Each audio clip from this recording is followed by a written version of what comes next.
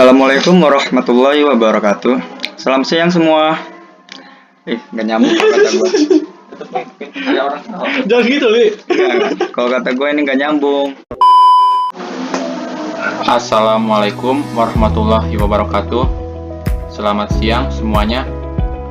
Yang terhormat Ibu Surtia Jahra selaku dosen pengampu mata kuliah kepemimpinan dan juga teman-teman yang saya cintai. Semoga semua tetap dalam kondisi sehat walafiat. Baiklah, kami dari kelompok 7 akan mempresentasikan materi kami tentang motivasi kerja dan efektivitas.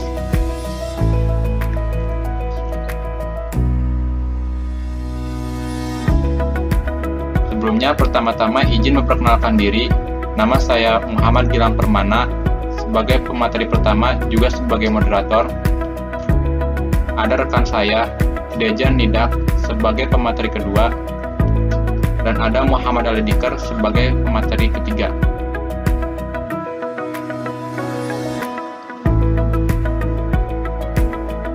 Baik, materi pertama di sini ada pengertian motivasi. Motivasi adalah proses yang menjelaskan mengenai adanya sebuah intensitas, ketekunan, dan arah dari individu untuk mencapai suatu tujuan yang telah ditetapkan terlebih dahulu sebelumnya.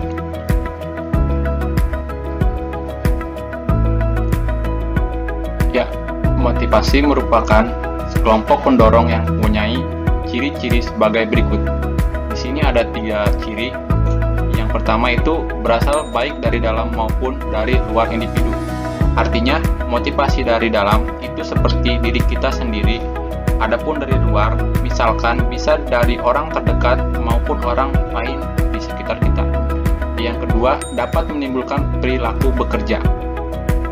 Berikutnya yang ketiga, dan juga dapat menentukan bentuk dan tujuan, intensitas, dan lamanya perilaku kerja tadi. Ya, berikutnya di sini ada teori dari Maslow tentang hierarki kebutuhan. Ada 4 poin di sini. Yang pertama, intensitas tingkat hierarki kebutuhan yang lebih tinggi.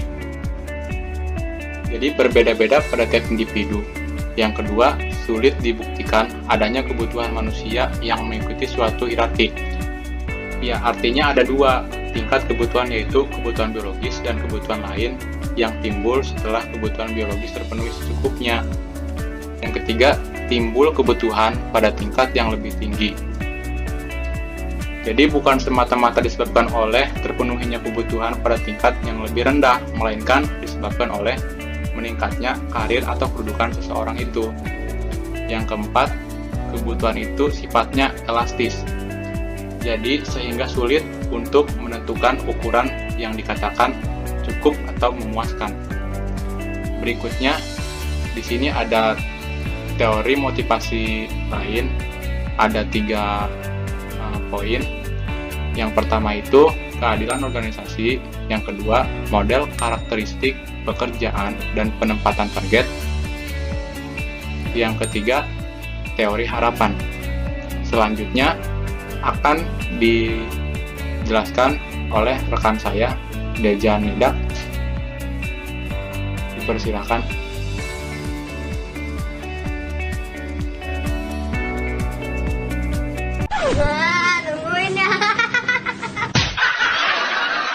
Oke, saya Dejan akan menjelaskan ketiga dari teori motivasi yang tadi.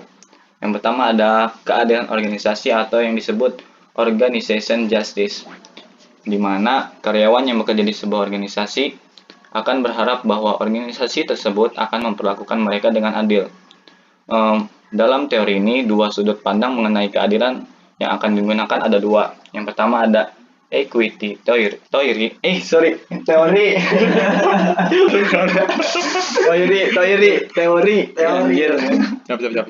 A few moments later. Yang pertama ada equity teori. Dalam penyusunnya oleh Adam tahun 2001, dikatakan bahwa karyawan menganggap partisipasi mereka di tempat kerja sebagai proses barter, di mana mereka memberikan kontribusi seperti keahlian dan kerja keras mereka. dan sebagai gantinya mereka mengharapkan hasil kerja baik mereka diganti dengan gaji maupun pengakuan. Yang kedua, dilihat dari konsep procedural justice. Di sini adalah penekanannya ada di prosedur yang digunakan untuk membagikan hasil kerja pada para karyawan cukup adil atau tidak.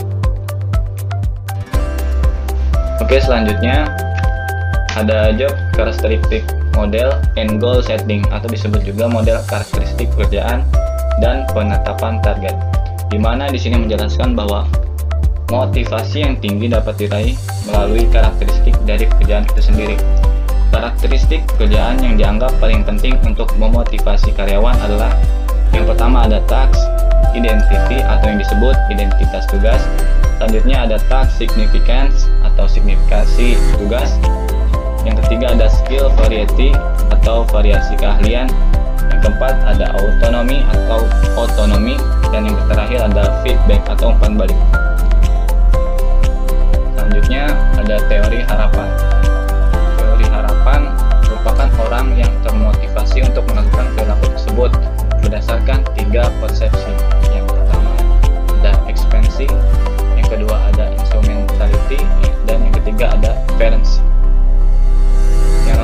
Untuk ekspansi sendiri yaitu merupakan seberapa besarnya kemungkinan jika mereka melakukan perilaku tertentu yang mereka lakukan akan mendapatkan hasil kerja yang diharapkan, atau yaitu prestasi kerja yang tinggi.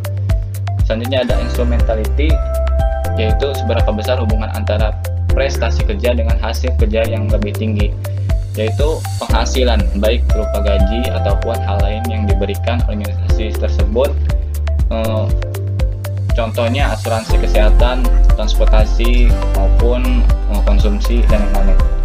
Selanjutnya ada valence, yaitu seberapa penting si pekerja menilai penghasilan yang diberikan organisasi kepadanya.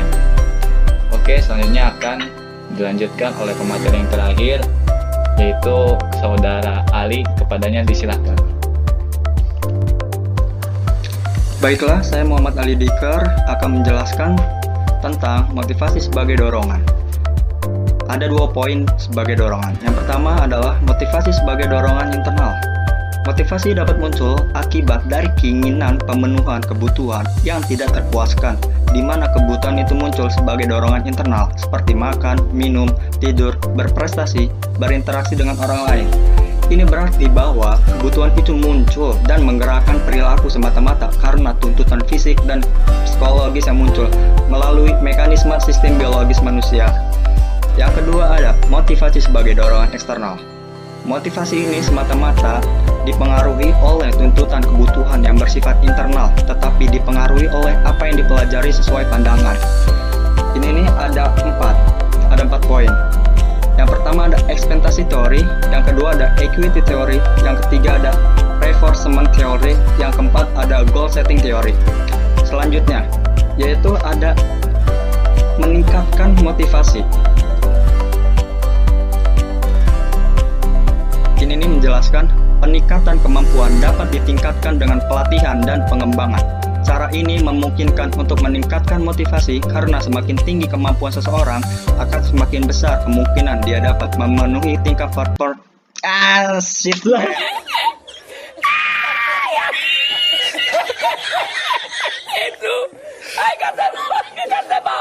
Cara ini memungkinkan untuk meningkatkan motivasi karena semakin tinggi kemampuan seseorang, akan semakin besar kemungkinan dia dapat memenuhi tingkat performance yang disyaratkan.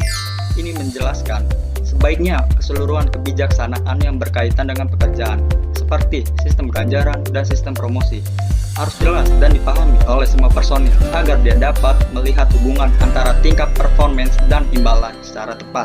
Next. Selanjutnya saya akan menjelaskan tentang bentuk-bentuk motivasi dan unsur penggeraknya.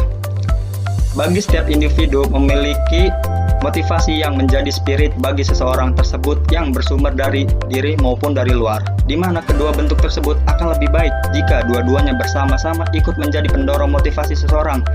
Motivasi muncul dalam 2 bentuk, yaitu yang pertama ada motivasi ekstrinsik. motivasi intrinsik muncul dari luar seseorang.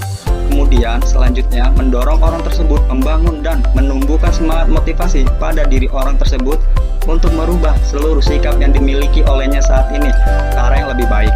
Yang kedua ada motivasi intrinsik. Motivasi intrinsik adalah motivasi yang muncul dan tumbuh serta berkembang dalam diri seseorang tersebut yang selanjutnya kemudian mempengaruhi dia dalam melakukan secara bernilai dan berarti. Baiklah, cukup sekian materi yang bisa kita sampaikan. Di sini bisa kami simpulkan bahwa motivasi merupakan aktivitas perilaku yang bekerja dalam usaha memenuhi kebutuhan-kebutuhan yang diinginkan. Motivasi juga berkaitan dengan tingkat usaha yang dilakukan oleh seseorang dalam mengatur suatu tujuan. Demikian, kurang lebihnya mohon maaf. Terima kasih atas perhatiannya. Akhir salam. Wassalamualaikum warahmatullahi wabarakatuh. Jangan lupa subscribe guys. Asik, itu gratis.